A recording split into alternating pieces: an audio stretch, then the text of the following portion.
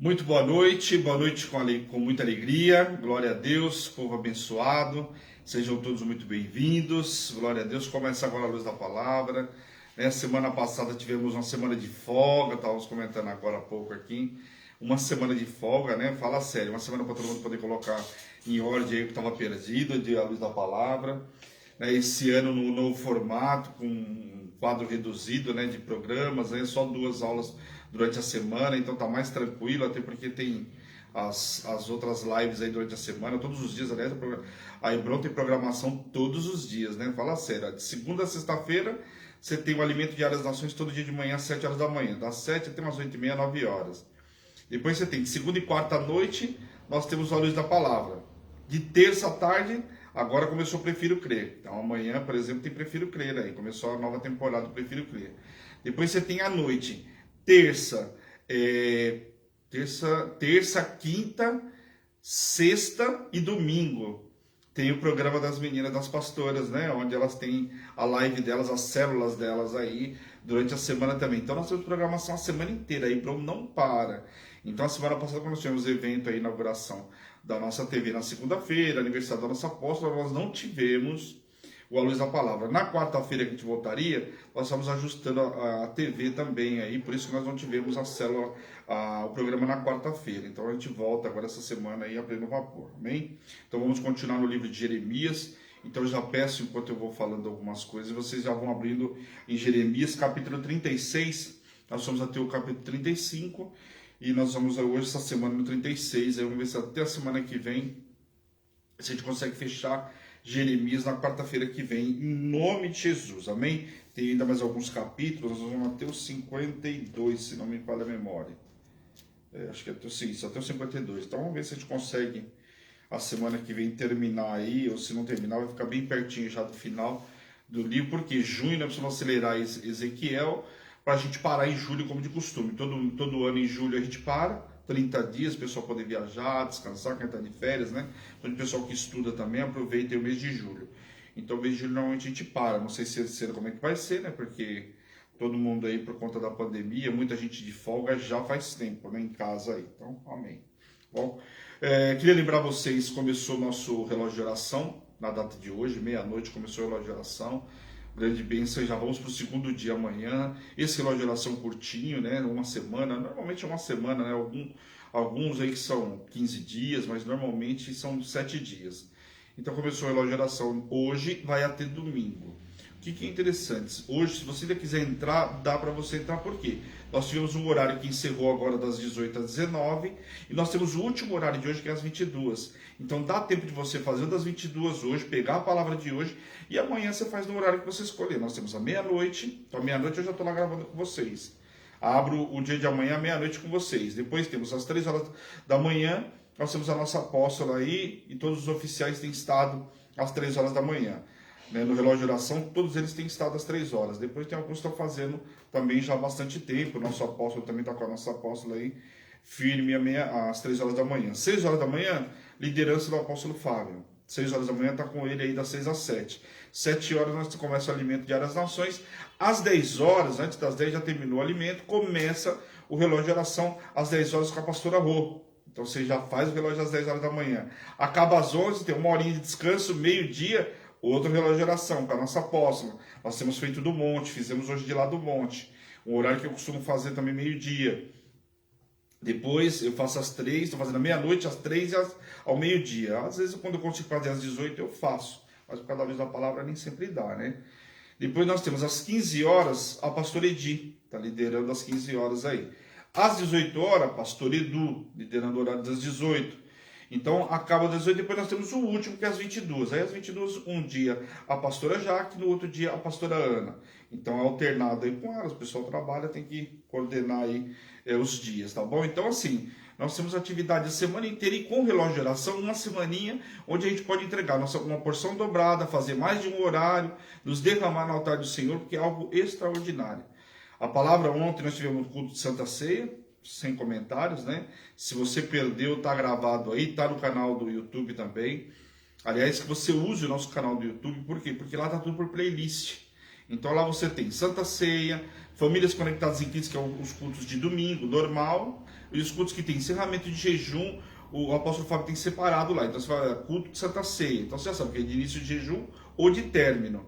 Depois nós temos o alimento diário, as nações, a luz da palavra. Prefiro que ele está tudo lá separado por playlist. Então o que você perder, tá lá. Então se você perdeu o culto de ontem, tá lá, fica fácil de você compartilhar e mais fácil de você achar. Ok? Então toda a programação acabou, saiu ao vivo da TV e do Facebook. O apóstolo Fábio já vai lá, edita, né? Coloca lá a foto do bonitinho e manda já pro canal do YouTube. Então você não perde nada. Lembrando que nós temos o pessoal da rádio, aliás, boa noite com muita alegria para quem está nos acompanhando pela rádio e pela TV. O telefone da Hebron 11 970 13 8161. Para você que quer entrar em contato conosco, pedido de oração, quero participar dos propósitos, tenho dúvida, qualquer tipo de dúvida, chama lá e a gente tem o maior prazer em ajudá-lo. Ou, no caso, se for para oração, a gente vai orar com você em nome de Jesus. Amém?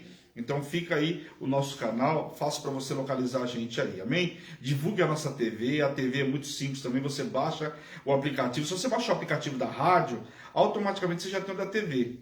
Então para quem tem o sistema Android, você vai lá, entra no teu app, coloca lá TV Hebron, ou rádio Hebron. Vai aparecer o ícone lá do aplicativo da rádio. Quando você baixar o aplicativo da rádio, do lado lá embaixo vem uma câmerazinha.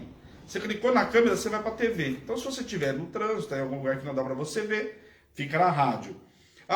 Agora dá para mim ver, quero acompanhar pela TV? Você vai lá, clica e acompanha pela TV. Então, é algo assim extraordinário, porque hoje nós temos um canal de TV, a primeira TV por aplicativo é da Hebron. Então, glória a Deus aí, pioneiro nisso aí. E eu estou muito feliz com a conquista da Hebron. Logicamente, o primeiro mês, né, quando nós inauguramos a semana passada, então às vezes tem alguns ajustes. Se por acaso sair do ar é coisa de instantes, a gente está já reconectando. Então vai ter muita novidade ao longo do ano aí. A Hebron não para, tem novidade todo mês. Semana que vem tem propósito novo, Love Connects. Esse ano, né, diferente, nós vamos fazer um mês antes já o propósito. Deve ter mais alguma coisa nos dias que antecede o dia 12 e o dia dos namorados. Mas já vai ter aí o Love Connect semana que vem, 12, 13 e 14. Então olha que fantástico que é. Então fica ligadinho aí na Hebron, que você não perde nada. Toda a programação da Hebron, a gente lança no canal do YouTube, lança no canal do Facebook, você acompanha tudo, e nos nossos grupos e nos nossos status particulares. Então para quem tem aí fica muito mais fácil, tá bom? Glória a Deus. Então todo mundo já abriu aí, Jeremias 36, vamos avançar em nome de Jesus, que eu já falei bastante. Vocês ficaram uma semana de folga, então vamos avançar aí em Jeremias em nome de Jesus. Na Hebron nós terminamos, né, esse mês que passou, né, o livro era o livro de Jeremias também no mês de abril, então pra gente viu muita coisa aí em porção dobrada, né, porque eu estava ensinando a luz da palavra, né, e nós estávamos tendo a revelação nos programas, então foi algo fantástico, para mim foi algo extraordinário. Vamos lá.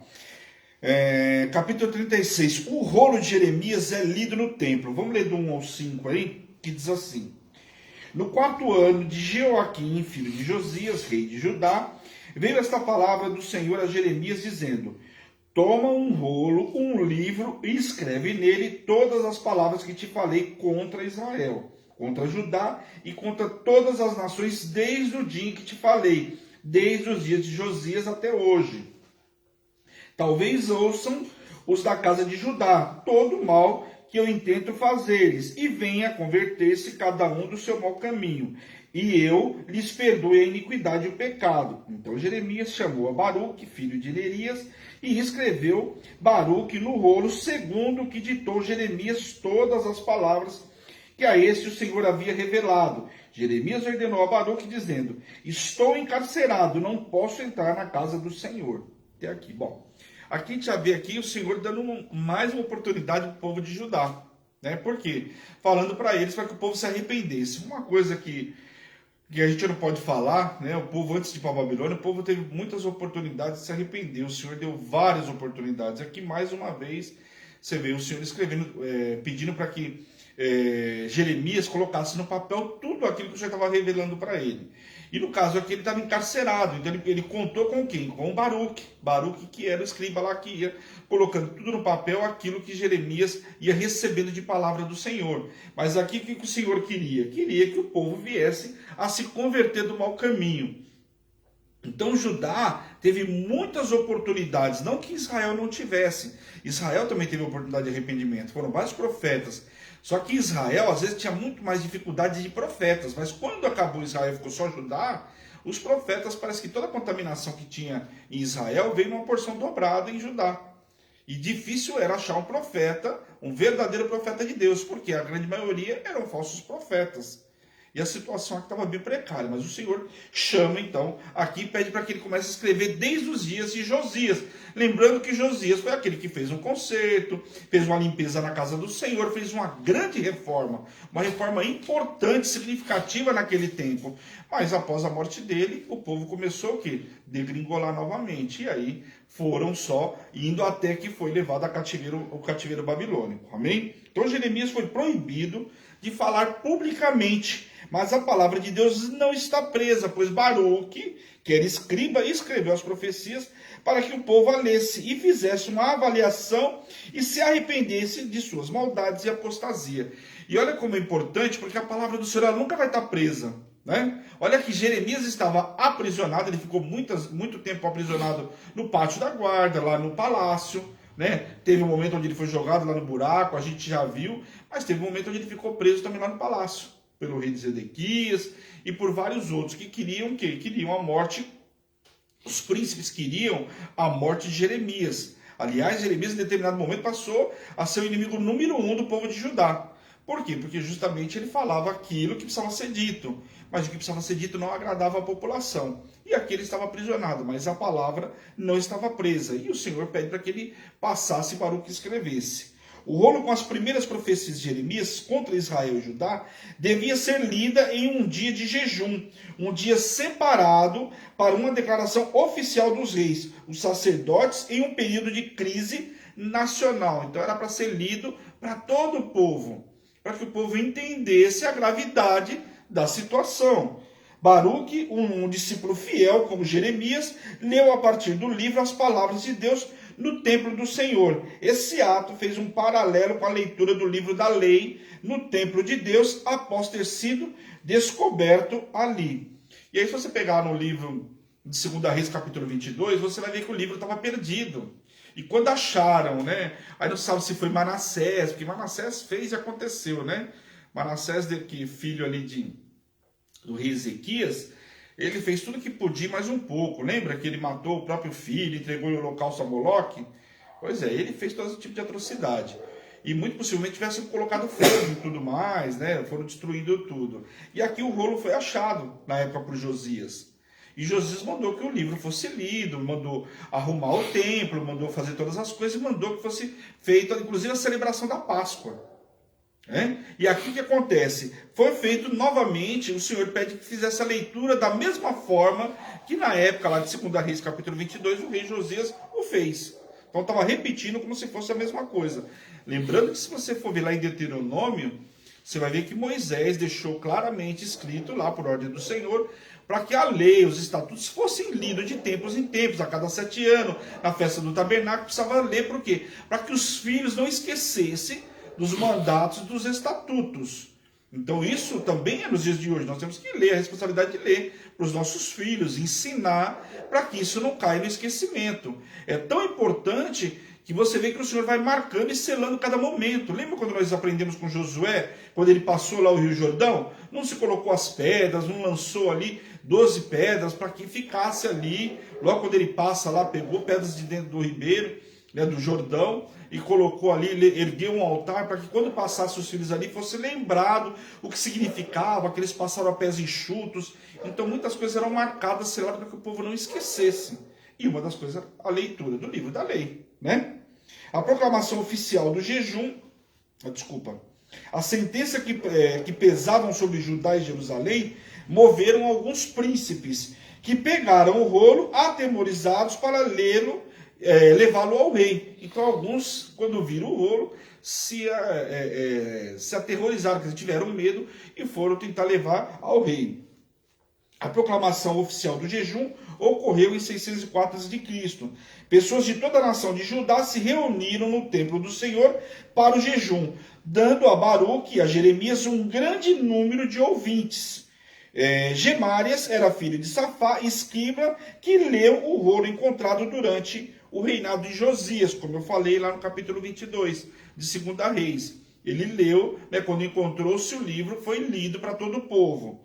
Aparentemente, Gemárias simpatizava com Jeremias, permitindo que ele fizesse uso do salão do átrio superior, um aposento que abria para o pátio do templo e dava acesso às pessoas que se reuniram para o jejum. Lembrando que quando você vê das portas do templo, a gente vê muito em Jeremias falar das portas, né? Jeremias não, Neemias. Você vai ver que tem várias portas. Então uma porta era para a entrada do sacrifício, uma porta por onde inclusive Jesus entrou. Então cada porta tinha um significado. Uma era o pátio da guarda. Então cada porta, você fala, poxa, por que a gente estudou isso? Lá atrás nós estudamos. Teve o ano passado, por exemplo, nós ministramos porta por porta, dia a dia, num programa durante a semana. Eu me recordo que foi eu que ministrei, inclusive. Ministrei um dia, cada dia eu ministrei uma porta, está lá gravado no canal, no YouTube. Então o que acontece? Foi ministrado que cada porta tinha um significado e tinha uma importância. E aqui essa porta por onde entrava a maioria do povo tinha acesso, então a leitura ali ia atingir o máximo de pessoas, né? O rolo é lido diante dos príncipes. Príncipes quem que era? Ali era o que eles falavam de governantes, né, de cada terra, de Anatote, ou de outras áreas, né, os filhos do rei. Então eram príncipes ali, as pessoas, o alto executivo naquela época. O filho de Gemárias, Micaias, levou a notícia do acontecimento das palavras prolongadas até os príncipes, incluindo Gemárias e Eltanã. O pai de Eltanã, Acbor, também teve um papel importante na leitura do rolo nos dias da reforma de Josias. Então, eram camaradas que vinham da época de Josias, que teve importância. Por quê? Porque não só ajudaram, né, quando recuperou o rolo, quando arrumou o templo, a construção. Lembra que Josias, ele separou recurso, lá todo recurso que entrava de doação, para arrumar o templo, que a obra não podia parar? Estão lembrados disso? Então, algumas pessoas aqui são mencionadas que eram pessoas importantes da época de Josias. Jeude foi um mensageiro designado para convocar Baruque a se apresentar perante os príncipes. Então, peraí, foram lá chamar Baruque. Aí, Baruque, então vem aqui me explicar essa história aí. Surpreendidos pela palavra do livro, os príncipes se sentiram impelidos a informar o rei. E Baruque disse aos príncipes como e quando o rolo foi escrito. E os líderes disseram a Baruque para ir com Jeremias e esconder-se até que a questão pudesse ser investigada. Então o que acontece? Os príncipes não quiseram levar toda a informação para o rei. E mandaram então que Baruque e Jeremias ficassem escondidos até que tudo isso pudesse ser investigado, tivesse certeza de tudo aquilo. Porque qualquer informação naquela época era delicado. Ainda mais Jeremias, que muitas das coisas que Jeremias falava era contra o povo. Por quê? Por conta do pecado do povo. Né? Então tinha o quê? Tinha que se esconder. Lembrando que esses príncipes muitas vezes foram justamente eles que colocaram Jeremias aprisionado. Porque lembra que uma das vezes, Zedequias falou assim, lava minhas mãos, faz o que vocês quiserem. E eles aprisionaram ele, inclusive jogaram num buraco lá na cisterna. Estão lembrados? Pois bem, o rei lança o rolo no fogo. Olha o que acontece aqui. Baruque e Jeremias ficaram sabendo mais tarde que o rolo original havia sido destruído, uma vez que estavam escondidos quando isso aconteceu. Então, o original havia sido o quê? Colocado, a gente vai ver que colocaram fogo. Quando o rolo foi lido, Joaquim não deu sinal de temor ou de lamento, diferente de Josias, quando o livro da lei foi lido em sua presença. Porque quando se recuperou, ele pediu para que fosse lido na sua presença e convocou todo o povo para ler. Aqui não. Você vê que Joaquim não deu importância nenhuma para a leitura do livro. Ele estava pouco preocupado com o livro. Vamos ler do 23 ao 26.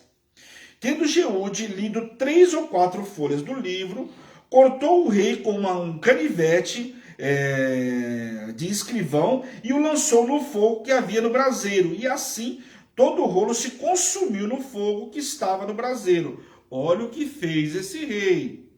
Não se atemorizaram, não rasgaram as vestes, nem o rei, nem nenhum dos seus servos que ouviram todas aquelas palavras. Quer dizer, que se esperava naquela época? Era o quê? Rasgar as vestes. Lembram? Que eles rasgavam as vestes, como luto. O cara não concorda com aquela situação. Era muito comum naquela época. Então, se o cara não sentisse dor, não gostava daquela situação, ele rasgava as vestes. Ali ele estava mostrando o sentimento dele para aquela situação. Quando vinha a má notícia, você vê que vários sacerdotes rasgavam as vestes. E aqui ficou indignado por quê? Ninguém rasgou as vestes, porque ele tinha acabado de queimar o rolo ali, o cara rasgou o rolo da lei e ninguém falou nada. Ninguém se condoeu com nada daquilo, nem muito menos os sacerdotes. Pois que Eutanã, Delaias e Gemarias tinham insistido com o rei que não queimasse o rolo, ele não lhe deu ouvidos. Antes deu ordem ao rei Jeramael, filho de Ameleque, e Seraias, filho de Aziel, e a Selemias, filho de Abdel, que prendessem a Baruque, o escrivão, e a Jeremias, o profeta. Mas o Senhor os havia escondido. Quer dizer, além de botar fogo em tudo isso, o que acontece? Eles estavam escondidos, lembra? Que os príncipes falaram, vai lá, se esconde, até a gente investigar toda essa história aí. E aí, quando leu, o rei não só botou fogo em tudo isso, rasgou, botou fogo, mas mandou que prendesse os dois, só que os dois estavam, né, tinham sido escondidos. O rei não se humilhou diante de Deus, mas rasgou as profecias e intentou assassinar Baruque. O rei Jeoaquim desprezou a palavra profética. Então você vê que é um rei muito difícil, rei filho do rei Josias. Você vê que Josias, né, tinha tudo para deixar um legado, deixou alguns filhos aí que assumiram, né, e todos eles não fizeram nada que agradasse ao Senhor. Nenhum, não teve uma exceção dos filhos de Josias. Muito difícil.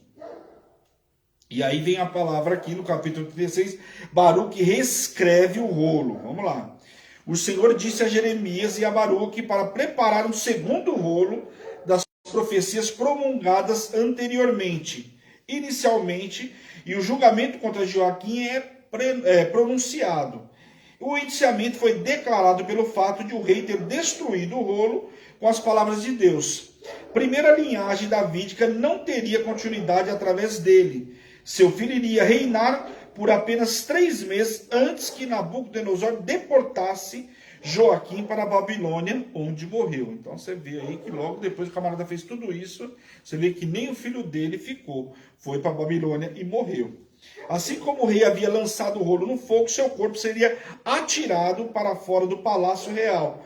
Terceira família real sofreria o julgamento que havia sido proclamado no rolo original. Então você vê aqui que o negócio ficou, a chapa esquentou para ele e para a família dele, né?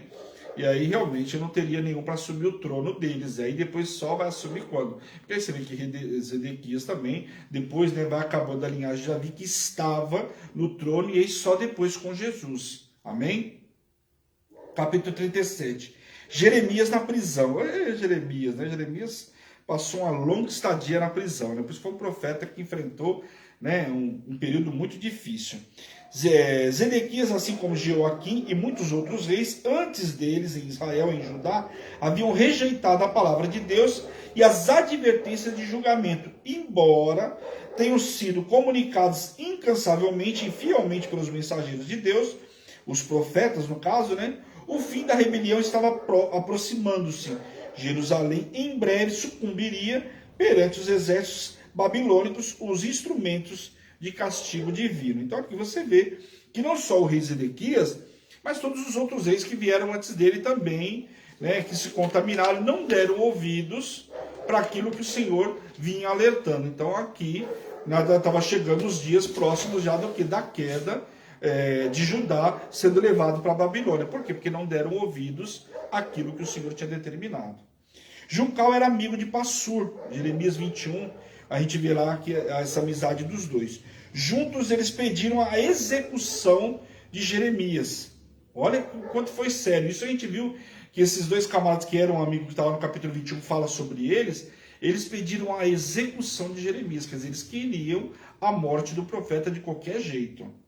Sofonias, filho de Maesias, era um membro, né, da delegação que buscavam a palavra de Deus no início do cerco babilônico. Ele foi benevolente com Jeremias, como demonstra a carta enviada por Semaias, que nós vimos no capítulo 29, que ele manda uma carta lá, ele é benevolente.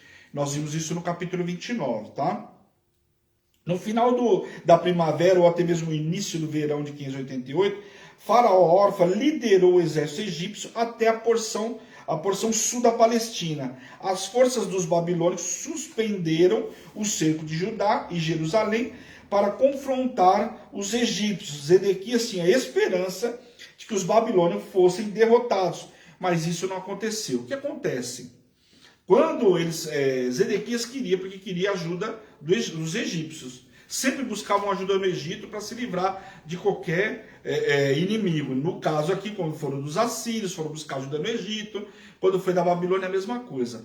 Quando a Babilônia soube que os egípcios estavam se levantando para tentar fazer qualquer coisa, tirou-se a tropa que tinha ali de Jerusalém e colocou ela, mirou ela para outro lugar. Estrategicamente, Nabuzaradã pegou o seu exército e foi para lá para vencer os egípcios. Lembrando que os egípcios, nós vamos ver no livro de Ezequiel, que eles passaram também maus bocados. Tem palavra contra eles também.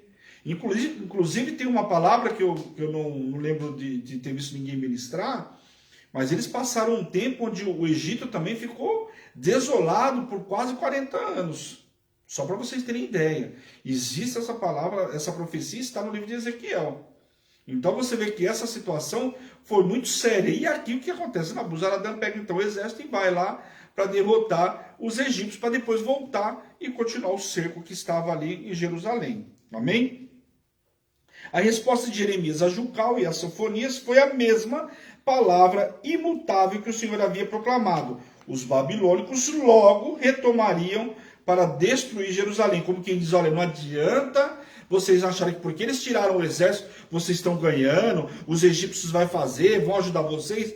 Está equivocado. O que Jeremias estava tentando falar para eles é o seguinte: a palavra de Deus é a mesma, o Senhor é o mesmo e ele não mudou. A palavra que Jeremias tinha proclamado sobre o povo, ela era verdadeira, ela iria acontecer. Só que aqui iludiu muita gente que achou que os egípcios iam conseguir vencer os babilônios, que nessa época era um exército, um poderio muito grande, né? Apesar da breve suspensão do cerco por causa da chegada dos egípcios na planície costeira do sul, isso não era prova de libertação, como declaravam os falsos profetas. Era um engano, uma ideia fútil. Então os falsos profetas estavam falando o quê? Que o povo não tinha que se entregar para a Babilônia. Então você vê como que a gente tem que tomar muito cuidado com as falsas profecias, porque elas podem nos colocar num campo de morte. Elas nos levam para o engano. Ela seduz, só que não pense você que a falsa profecia, ela vem falando, olha, eu sou falso profeta, igual o diabo, eu vim aqui para te matar e destruir, tá ligado? Como fala assim? Eu sou Satanás, bom dia, boa tarde, eu só vim só para roubar, matar e destruir. Não vem dessa forma, ela vem enfeitada. E os falsos profetas, aquilo que falavam, parecia ser verdade. Por quê? Porque era aquilo que o povo queria ouvir. Então, quando viu o exército se virando e indo para enfrentar os egípcios, o que imaginaram? Os falsos profetas tinham razão, nós vamos vencer. E aí o que acontece? Muita gente morreu. Porque a palavra de Jeremias deixou bem clara, aqueles que não se entregassem, não fossem para a Babilônia, iriam morrer. Porque iam ir buscar ajuda no Egito e iam morrer nessas guerras. E muitos, inclusive, morreram no Egito. Então era muito sério isso. O cancelamento do cerco por parte dos babilônicos permitiu que o povo de Jerusalém tivesse a oportunidade de sair da cidade. Então muita gente buscou sair da cidade. Zedequias foi um que também tentou fugir, só que tentou fugir e foi capturado. Então muita gente nesse momento tentou fugir. Então quando você não presta atenção a palavra que sai da boca do Senhor, do sacerdote do Senhor, você toma medidas desnecessárias, ou seja, medidas afoito, né? Querendo fazer a coisa certa, está fazendo na realidade nada mais é do que a coisa errada. E fizeram a coisa errada. Preferiram dar ouvido para os falsos profetas, viram o cerco, acharam que tinha razão e desviaram o caminho, não foram para aquele caminho que o Senhor tinha determinado. Amém? A cronologia precisa dos acontecimentos relacionados com a intenção de Jeremias de visitar Anatote, situada a 5 quilômetros ao norte da direção dos acampamentos de Nabucodonosor, e também a aquisição do campo de Ananel, não está clara nesse trecho. Parece indicar que Jeremias já sabia que a propriedade em Anatote estava à venda antes de ser preso. Então, segundo os estudos, não dá para ter uma precisão, mas o que dá a entender é que ele já sabia de ser preso que essa propriedade estava à venda. tá? Porque lembra que ele tem a oportunidade de comprar, o Senhor mostra, né, a propriedade e manda ele comprar porque ele tinha o direito de resgate dessa terra. E essa passagem, quando foi ministrada pela nossa apóstola, é uma passagem muito linda. Por quê? O Senhor está mostrando para ele, né, que o Senhor podia reverter com a situação. Não é porque ele estava aprisionado que não ia ter terras, ele estava dando condições de comprar uma terra. Então a gente vê como o Senhor faz com aquele que o Senhor quer fazer, aquele que o Senhor quer abençoar. Então nós estamos vendo muito isso nesse momento de pandemia que nós estamos vivendo, né? O Senhor fazendo pessoas viverem o sobrenatural, contrariando todas as expectativas do mundo aí fora, né? Gerias, capitão da guarda, um oficial militar da corte, prenderam Jeremias à porta de Benjamim, no norte da cidade. A acusação era de deserção, era bastante razoável, inclusive. Jeremias havia aconselhado o povo de Jerusalém a se entregar aos caldeus para que todos fossem poupados, mas muitas pessoas seguiram o conselho do profeta. Alguns realmente de fato se entregaram e outros ouviram as vozes dos falsos profetas. Jeremias negou a acusação de deserção, mas não obteve sucesso. Jeremias prendeu o profeta e o levou perante os príncipes. Não havia espaço suficiente nas prisões de Jeremias, nas prisões de Jerusalém, por causa do cerco em que tumultuou a cidade. Portanto, uma cela foi improvisada na casa de Jonatas, o escrivão. Então, por conta das guerras, olha só como é interessante o detalhe da Bíblia. É por isso que eu falo que é muito lindo, né? Tem que prestar atenção nos detalhes. Como estava tendo guerra, os exércitos estavam brigando entre eles lá, então alguns que não eram mortos, eram capturados, eram aprisionados, colocava nas celas, nas prisões que tinham. Só que por conta dessas confusões, dessas guerras aí, estavam todas elas o quê? Superlotadas. Parecia as prisões de hoje, né? E aí mandaram para a casa do escrivão aí, né? Mandaram para a casa justamente de Jonathan, o escrivão. A prisão onde estava Jeremias parece ter sido uma cisterna fechada no topo, na casa de Jonathan. Temendo uma possível exposição e posição dos membros da corte, Zedequias convocou Jeremias em segredo e pediu que ele desse uma mensagem do Senhor. Os vários encontros entre Jeremias e Zedequias revelam um caráter débil do rei, né? Porque você vê, ele manda prender o cara, tira o cara da prisão, e aí, mudou sua opinião? Estou falando com as minhas palavras, mas, poxa, se Jeremias tinha falado para ele o que ia acontecer, o camarada ficou preso, vai voltar, ele achou que o cara ia mudar de opinião? Então você não conhecia Jeremias. Jeremias falou, não, a palavra continua sendo a mesma, né? Você vê que mostra realmente o cara um caráter completamente débil, né? Aparentemente desejava ansiosamente a mensagem de Deus, mas não tinha a capacidade de lidar adequadamente com a realidade, nem reagir de modo apropriado. Quer dizer, ele queria a palavra do Senhor, mas não queria agir da forma que o Senhor determinava. Quer dizer, ele queria ouvir a mensagem do Senhor, mas não queria executá-la. Então não adianta nada, a gente queria ouvir a voz de Deus, mas não quer executá-la. De que vai adiantar, né? Ouve a voz do Senhor, mas não executa, não adianta. O Senhor fala, vai para o caminho A, você quer pelo outro. Então não vai adiantar nada. E lembra Jonatas, né? Jeremias apelou ao senso de justiça e de decência de Zedequias. Olha só o que ele faz, né? E pediu para ser liberado da prisão. Ô Zedequias, olha o bom senso, meu pai analisa tudo que eu tenho falado, como quem diz, olha o que aconteceu do que eu falei, e olha o que aconteceu dos falsos profetas. Estavam olhando a situação do momento, mas muita coisa tinha acontecido do que Jeremias tinha falado, né? Zedequias consentiu e manteve o profeta limitado ao átrio da guarda, um local próximo ao Palácio Real, onde ele tinha um mínimo de mobilidade, o que lhe permitiu realizar a compra do campo. Então, muito provavelmente, né, numa dessas situações que ele pede ao rei Zedequias, deixou ele então preso, mas com uma certa mobilidade, quer dizer, ele tinha condições, não podia sair do palácio, mas uma prisão completamente diferente daquela que ele tinha enfrentado num buraco, né? Você vê ao ponto dele ser tirado com cordas, quer dizer, o cara foi descer por corda, estava lá provavelmente pendurado numa corda, imagina o braço, né, a axila dele como é que não estava. Então desceram lençóis para poder suspender ele, tamanha dor, né? Você imagina. Capítulo 38, vamos lá. Glória a Deus aí, hoje nós vamos avançar, hein? Etíope Ebeque-Meleque salva Jeremias da cisterna. Vamos lá, agora chegou justamente esse capítulo. Aqui muita gente já viu que eu ministrei, né, nesse mês que passou aí no domingo, né? Então a palavra de oferta. O etíope Ebed-Meleque salva Jeremias da cisterna. Esse capítulo relata o encontro de Jeremias e Zedequias, onde descreve o mesmo acontecimento do capítulo 37, porém com enfoque diferente nas pessoas envolvidas e com o nome e local de confinamento de Jeremias e outros detalhes. Então nós vamos ver que esse capítulo 38 ele é mais ou menos a mesma coisa que aconteceu no capítulo 38, só que aqui está com mais detalhe. Por que mais detalhe? Nós vamos ver que a conversa... Lembra que ele ficou lá, foi para a casa de Jonathan, o escrivão não tinha local para ser preso? Aí que tá. No capítulo 37 não fala, mas ele foi jogado nessa cisterna. E aquela conversa que ele tem com Jeremias, que ele fala, Jeremias, e aí, me dá uma mensagem, foi depois que ele foi tirado da cisterna e que aí ele é colocado numa outra prisão com um pouco mais de mobilidade.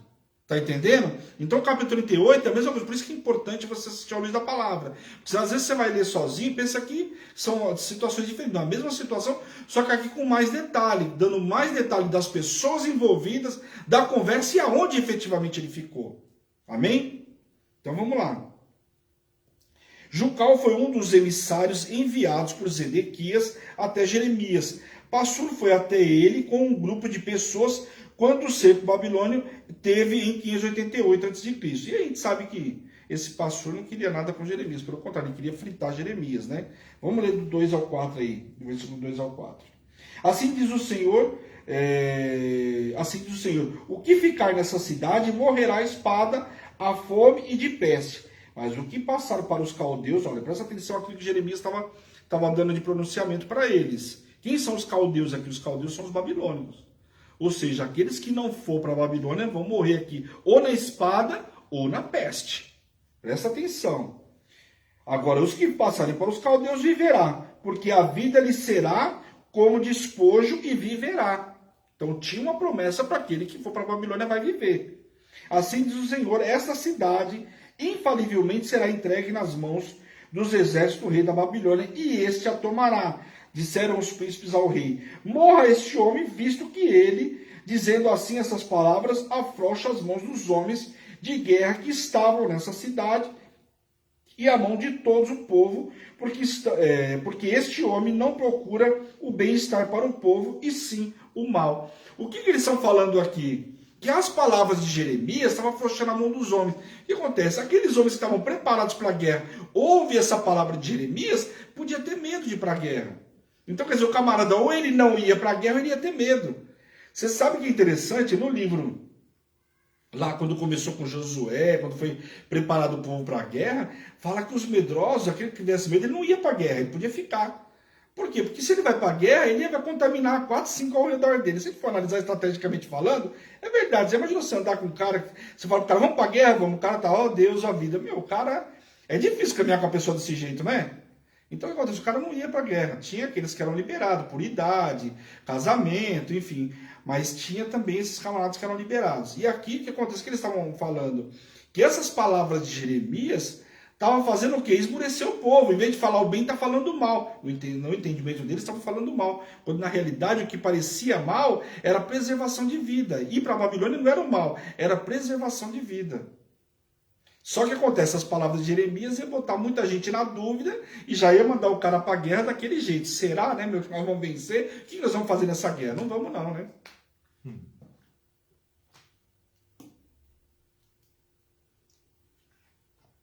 A ordem de Jeremias era não resistir. Os príncipes acusaram Jeremias de desmoralizar Judá e buscar prejudicar Jerusalém, desmoralizando os soldados. Essa é a história que eles estavam alegando. Você está desmoralizando todos os nossos soldados, dizendo que os caras não são capazes, que não tem força para tudo isso. Isso é o que eles estavam entendendo. Zedequias estava impotente perante os príncipes. O destino de Jeremias estava nas mãos desses homens. Jeremias foi aprisionado na cisterna do porão de Malquias, filho do rei. Então o que ele fez? Ele simplesmente lavou as mãos. Entregou Jeremias à mão dos príncipes, ó, faz o que vocês quiserem aí. E aí ele foi parar justamente na prisão de um dos filhos do rei Zedequias. Olha só que eu acabei de falar para vocês que as prisões não estavam todas lotadas. Aí é que está o problema. Provavelmente, devido à duração do cerco babilônico, a cisterna não tinha água suficiente. Então presta atenção. que se fazia naquela época? O camarada cercava, né? Como não tinha o cerco, o que acontece? Não tinha água suficiente. O cara, por mais que ele tivesse água lá dentro do palácio, né, de alguma cisterna, algum lugar que entrasse água, a água não ia dando conta. Por quê? O camarada não ia poder buscar água fora, não podia fazer nada do lado de fora, porque estava um cerco babilônico. Então tinha o quê? Escassez de água. Então você imagina o buraco que ele foi lançado. Apenas lama tinha na cisterna que lançaram ele. Então não tinha água, tinha lama. Quer dizer, jogaram um cara lá, e se ele se mexesse muito, ainda afundava na lama. Quer dizer, não tinha óleo o aprisionamento de Jeremias.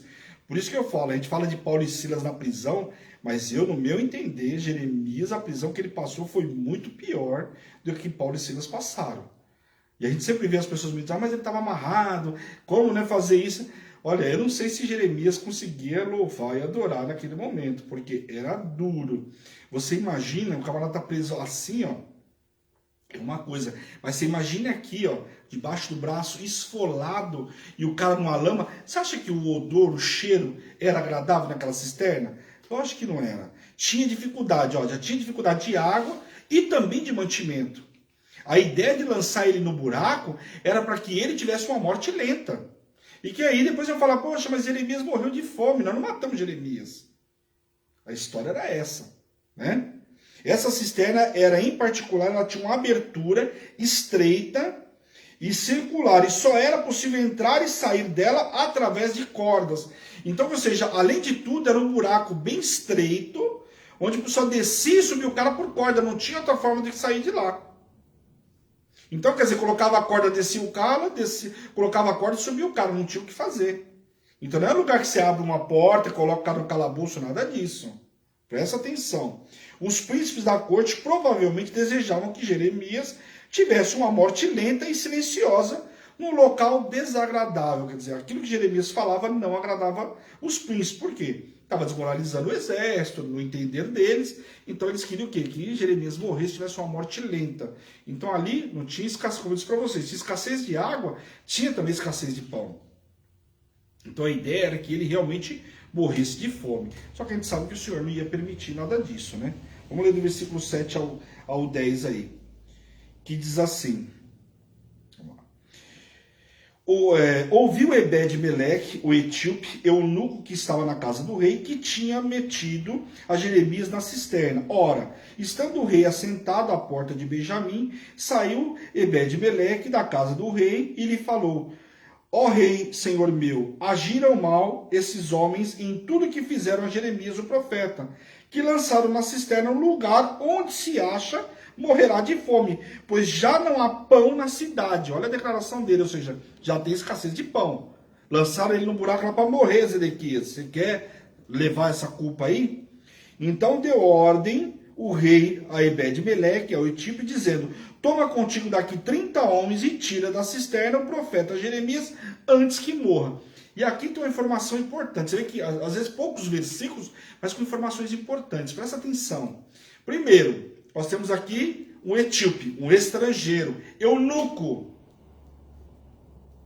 Eunuco, o que era? O cara era castrado, o cara cuidava só das mulheres do rei. Isso era o costume de quem? Dos egípcios, dos outros povos. O que mostra que o rei deveria ter um harém também aí. O que não era permitido. Ele tinha um harém e por isso fazia o quê? Tinha esse eunuco a serviço dele. Mas um etíope aqui é usado como instrumento para liberar justamente quem? Jeremias. E essa palavra, quando você ministra ela, num culto de domingo como nós ministramos, é algo fantástico. Porque olha o que Deus faz. Usa justamente um etíope, um estrangeiro. Para liberar quem? Para liberar Jeremias. O Senhor usa quem Ele quer. E o detalhe aqui, você vê que tirar ele daquele local não era algo tão simples. Por que não era algo tão simples? Presta atenção no detalhe. Pediu para ele separar 30 homens. O que provavelmente tirar ele de lá era tirar o cara na surdina. Se tiver qualquer tipo de confusão, nós temos 30 homens armados. Porque senão, ainda que descer subisse por uma corda, ele fala: ô etíope, pega 2 camaradas aí, 2 caras, vai puxar um cara de lá dentro do buraco, não vai? Acho que vai puxar. 2 caras puxando corda, 2 de cada lado, que seja. Agora, 30 homens, o que significa que a situação em que Jeremias se encontrava, tirar ele de lá, não era tão simples assim. Podia encontrar o quê? Represália. Então ele separa 30 homens para tirar Jeremias de lá. Olha só que interessante. Por meio do cerco, os babilônicos interromperam o suprimento de água e de alimentos na cidade, na esperança de que a fome forçasse o povo a se render. Então, o que era comum nesse cerco, como a gente viu na fome de Samaria, quando os assírios, né, tomaram lá, queriam, Senaqueribe queria invadir, lembra que ele fazia uma guerra psicológica? Senaqueribe era estrategista ao máximo.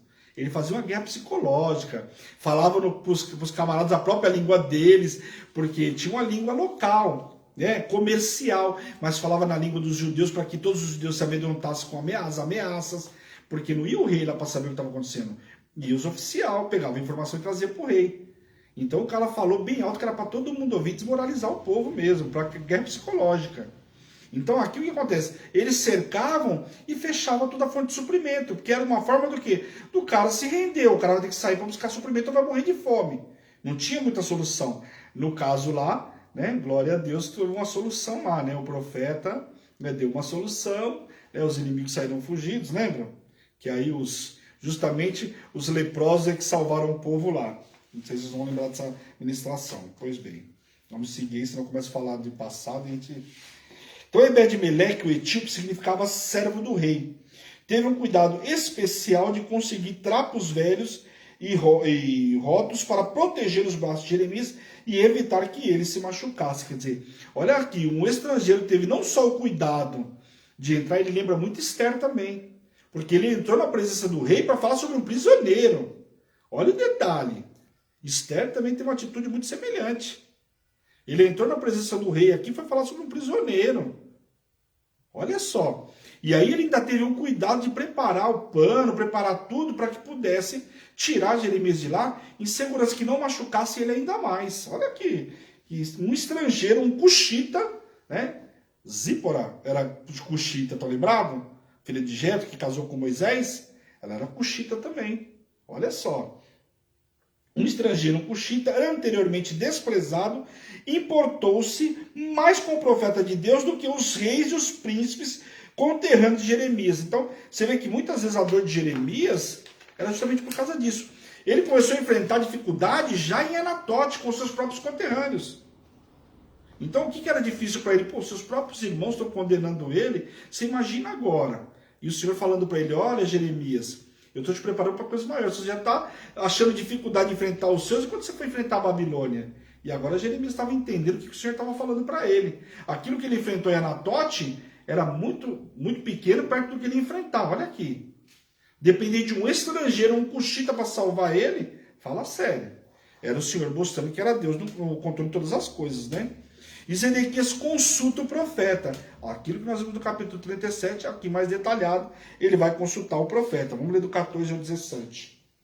Diz assim: então o rei Zedequias mandou trazer o profeta Jeremias à sua presença, a terceira entrada na casa do Senhor, e lhe disse: quero perguntar-te uma coisa, nada me encubras, ou seja, não minta, não fala nada, fala a verdade para mim, como se Jeremias fosse um homem de contar história, né? Disse Jeremias a Zedequias: se eu te disser, porventura não me matarás? Quer dizer, já alertou para ele, tudo bem, eu não te escondo nada, mas se eu te falar, você não vai me matar? Ele já sabia o que ele ia falar, não ia agradar Jeremias, né? A Zedequias: se eu te aconselhar, não me atenderás? Então Zedequias jurou secretamente a Jeremias, dizendo: tão certo como vive o Senhor que nos deu a vida, não te matarei, nem te entregarei nas mãos desses homens que procuraram tirar-te a vida. Então Jeremias disse a Zedequias: assim diz o Senhor, o Deus dos exércitos, Deus de Israel: se te renderes voluntariamente aos príncipes do rei da Babilônia, então viverás tua alma, e a esta cidade não se queimará, e viverás tu e a tua casa. Então olha aqui, aqui ele fez o rei prometer que não ia matar ele. E aí o rei aqui promete que não ia fazer nada contra ele. Poxa, já tinha feito, entregou ele na mão dos príncipes. Fala sério, né? Olha, Jeremias, que difícil, né? Enfrentar, tem que ficar falando várias vezes com Zedequias. Zedequias não tem posicionamento, não toma posicionamento, porque aquele alerta de novo Zedequias, que Zedequias tinha que se entregar. Se ele se entregasse, não ia acontecer nada com ele, com a alma dele, né? Ou seja, nem com ele, nem com a casa dele. Quer dizer, ia todo mundo para a Babilônia, E o Senhor ia preservar determinado tempo, ou ia morrer na Babilônia, ou ia voltar, mas não ia morrer a espada nessa guerra. Não era o propósito de Deus, e isso acontecesse com ele, desde que Zedequias obedecesse. E isso foi o que o profeta alertou para ele, né? Então Jeremias repetiu a mensagem registrada nos primeiros versículos deste capítulo. Quer dizer, ele repetiu novamente aquilo que ele tinha falado antes de ser colocado na cisterna. Quer dizer, não mudou nada, como diz assim para Zedequias. A rendição pouparia a vida do rei e a cidade. A recusa em se render traria morte e destruição. Zedequias revelou estar com medo de se render aos babilônios, por causa da ameaça de retaliação aos desertores de Jerusalém. Então Zedequias começa a falar que também estava com medo, mas quer dizer, era só ele ficar com o profeta Jeremias e se entregar pacificamente. Agora, entrar em rebelião, né, se aproveitar da situação dos egípcios e tentar fugir, mostrava que ele não tinha interesse nenhum em se render, né? Sua incapacidade de governar ficava provada por sua preocupação com a segurança pessoal acima do bem-estar da cidade e de seus habitantes. Ou seja, ele estava muito mais preocupado com o umbigo dele do que com todo o povo. O que ele tinha que ter feito? Olha, está aqui o profeta Jeremias, a ordem é para toda a população baixa a guarda, vamos nos entregar para que não aconteça mais morte do que já aconteceu. E vamos nos entregar e vamos para a Babilônia, porque assim é a palavra do Senhor. Mas não, ele não fez isso, né? Já conto para vocês que ele não fez.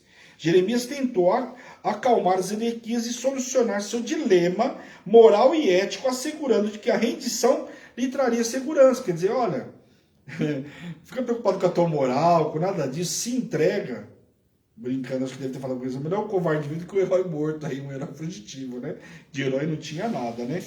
Mas não adiantou. Todavia, se o rei não se entregasse a Nabucodonosor, a palavra de julgamento seria cumprida. Então a palavra seria cumprida sobre a vida dele e todos aqueles que tentassem fugir.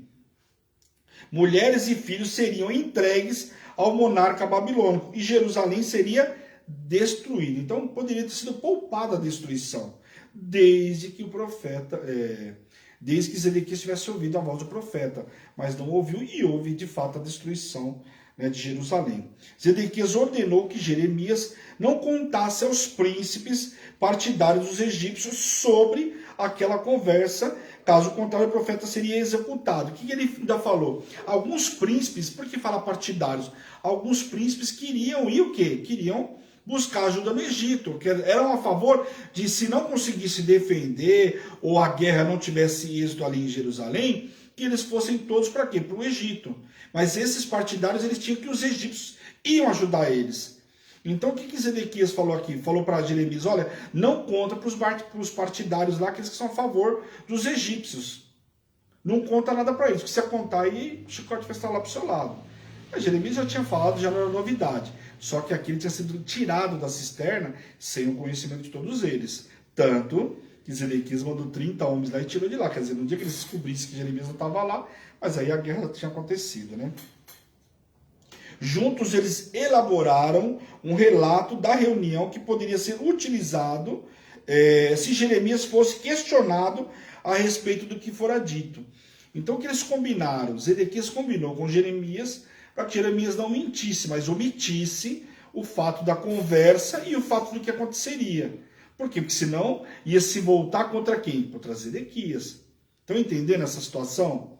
Zedequias conversou com ele, sabia tudo o que ia acontecer, mas se Zedequias, os príncipes descobrissem que ele estava conversando e que Jeremias tinha falado com ele que ele não tomou posição nenhuma, ele simplesmente concordou, o povo ia se revoltar contra ele. Então ele pediu que abafasse o caso e que Jeremias não contasse nada para ninguém. Essa era a ordem dele. Fica claro que Zedequias tinha medo que os membros da corte se revoltassem contra ele. Como era esperado, os príncipes questionaram Jeremias. E a resposta que ele e Zedequias haviam preparado foi satisfatória. Quer dizer, aquilo que eles prepararam, falou para eles e eles entenderam. Mas, na verdade, não foi dita, foi omitida. Jeremias ficou preso no pátio até o dia em que se cumpriu a palavra do Senhor e Jerusalém foi tomada, pois sua profecia esclarecida que ele veria este dia, não porque desejasse, mas porque consolaria o povo. O seu chamado não estava ainda completamente cumprido. Então a palavra ia se cumprir na vida de Jeremias, né? Ele ia ser poupado e ele viria tudo isso. E ele ia poder consolar o povo que ia para a Babilônia. Então essa palavra se cumpriu aí. E aí depois nós vamos ver no capítulo 39, na quarta-feira, né? Que já deu horário aí. Eu achei que a gente ia conseguir até o 39. Mas vimos aí 36, 37 e 38. 3 capítulos importantes. Na quarta-feira nós vamos ver o quê? Que a Babilônia invade Jerusalém. E aí nós vamos ver o que vai acontecer com Jeremias nessa questão e logo na sequência.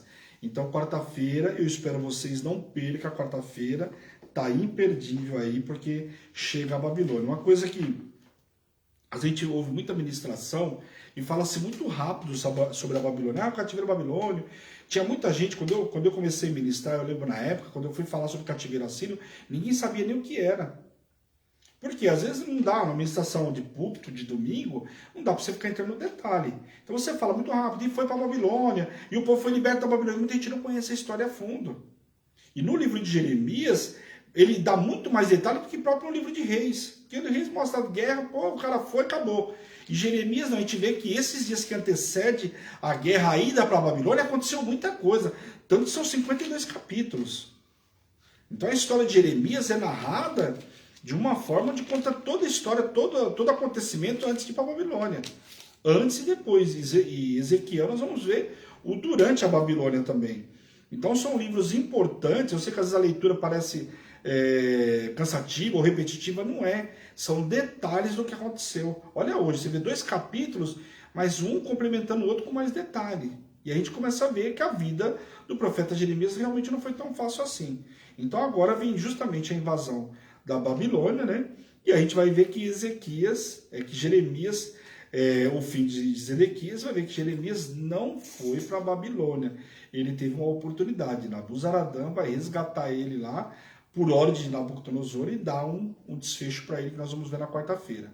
Então eu espero vocês quarta-feira em nome de Jesus. Amém? Glória a Deus. Bora orar? Glória a Deus. Hoje, cadê o meu povo aí? Meu povo estava hoje tudo de folga. Hoje não é feriado não, feriado foi sábado, viu, minha gente? Então não se esqueça aí na retransmissão, compartilhar. Amém? Bora orar em nome de Jesus. Feche seus olhos por instantes. Senhor, meu Deus e meu Pai, nós queremos te louvar, te glorificar por essa noite extraordinária, por esse momento na tua presença, por essa palavra de estudo, por todo o estudo que nós fizemos nessa noite, Senhor, em nome de Jesus, Pai. Quero te pedir que essa palavra, Pai, essa ministração, Pai, esse estudo possa chegar aos 4 cantos dessa terra. Usa os teus servos que vão ver também na retransmissão, Senhor, para que essa palavra possa se propagar, Senhor, em nome de Jesus, Pai. Quero te pedir também, Senhor, em nome de Jesus, toca, cura, liberta, restaure e aviva o teu povo, Senhor. Aonde chegar o som da minha voz, Pai, em nome de Jesus. E eu, como servo e ministro do Senhor, envio os teus servos para uma noite extraordinária, debaixo de poder, unção e autoridade, em nome de Jesus. Amém? Glória a Deus, povo de Deus. Não esqueça o relógio de oração, hein? Essa é Hebron, Igreja Apostólica Internacional. A minha terra prometida, a sua terra prometida, a igreja que te ama e te faz feliz todos os dias. Um beijo grande, fica na paz do Senhor e até quarta-feira. E amanhã, Alimento Diário das Nações, 7 horas da manhã. Tô junto com vocês amanhã, hein, pessoal? Um beijo grande. Tchau, tchau.